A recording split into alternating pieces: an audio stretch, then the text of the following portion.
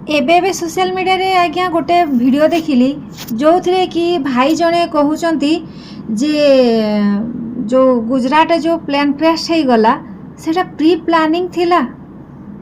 भगवान मत तो माने से वीडियो देखिला पर ही मत माने केते डर लागुची। 265 लोक माने जीवन तो दग्ध हो गले माने आम जीवन केते सुरक्षित आपण माने निजे चिंता करंतु आज्ञा। कौ जगार आमे बर्तमान ट्रावेल करवा कौन सी जगह आम पाई सुरक्षित नुहे।